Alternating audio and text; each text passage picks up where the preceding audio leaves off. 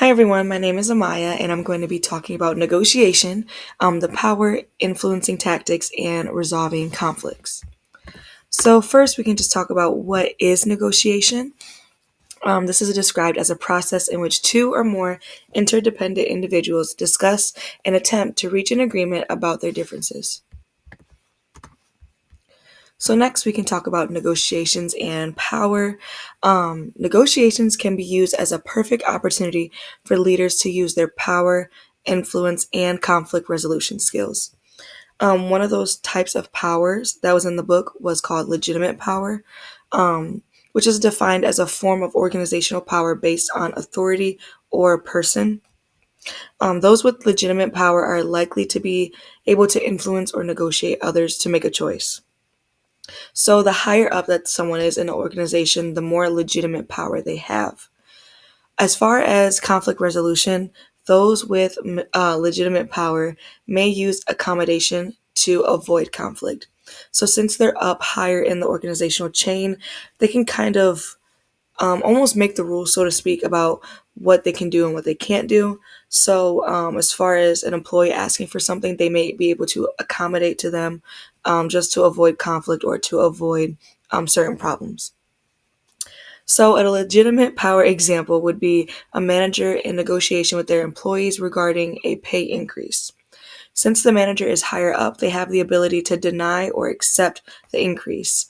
The employee may accept the amount of pay or the rejection of the pay that the manager gives them due to the authority of the manager. Next, we have still talking about power in relation to negotiation. There is reward power. So, that is described as a form of organizational power based on the control of resources or benefits. When a person has control of resources, they are more likely to be able to call the shots. And it's possible that people don't even really question it. They kind of just let it happen since they don't really have control of that resource. Those with reward power also can influence others. And the people that have reward power may use avoidance so they don't have to reward. An example of this would still kind of be similar to the other one. They may even avoid the person if they're asking for a pay increase, or avoid them in certain cases so they don't have to give the person what they want. An example of reward power would be a manager in negotiation with their employees regarding a pay increase. Employees may perform better, they may be more nice and do other things to get the raise, but yet the manager has the resources. They can choose to withhold or to give those resources to the employee. Reward power can be influences, or I'm sorry, reward powered people can influence if the others believe that they will get the reward by acting a certain way. Next, we have coercive power, and that is a form of organizational power based on the ability to hand out punishment. This is actually a poor form of power, yet some people still use this technique.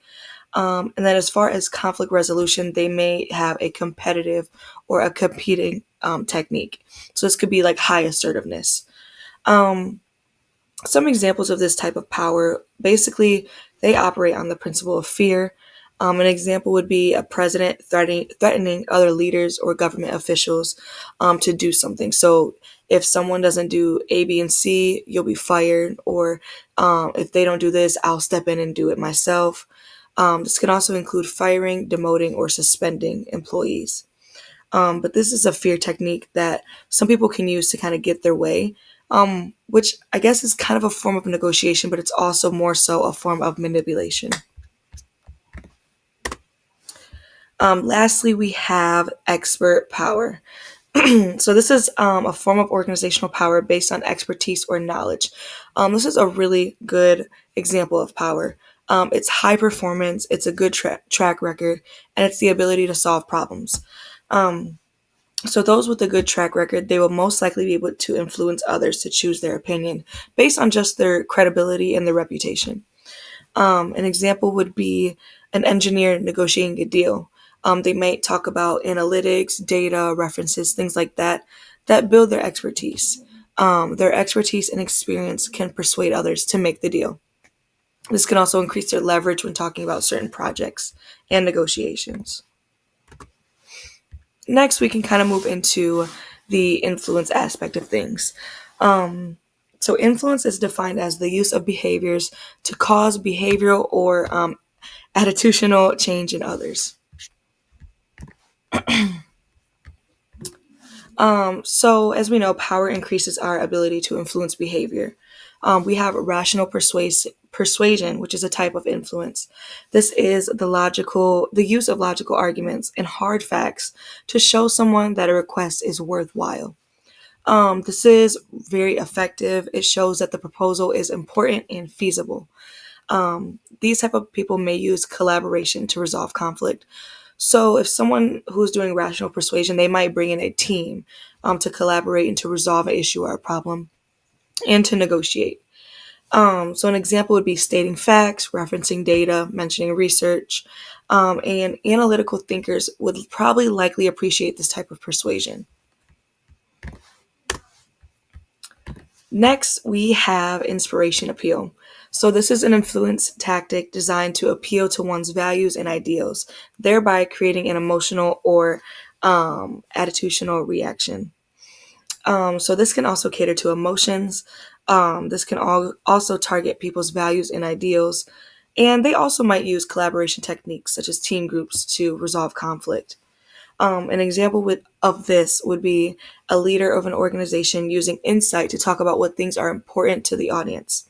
By capturing these values, it appeals to the emotions, and if the person who's on the other side of the negotiation feels a connection to the offer, they may be more likely to accept the negotiation. So, in conclusion, we know that influence and power can correlate into negotiations. There are certain techniques, there's certain styles that may be more effective than others when it comes to negotiation. For example, that would be the coercive power. Using harsh words or fear or punishment probably isn't very effective. It can create fear, and people um, might collaborate with that, or they might do it, but it's based off fear rather than giving something as far as reliable information or working as a team using collaboration, things like that. So, when used correctly, power and influence can create internalization in workers, and in result, this can have high levels of task performance. This also increases citizenship behavior, and then power and influence can also increase motivation levels in employees. So, when there's a good type of power or influence in an organization, employees just feel more motivated to do the work. As we know in our own personal lives, when we have good leaders in our organizations or our jobs, when we have good leaders even in school, we are more likely to be motivated to complete the task or more motivated to negotiate with our employees or with even our manager. So, yeah, that is the end of my project. Thank you.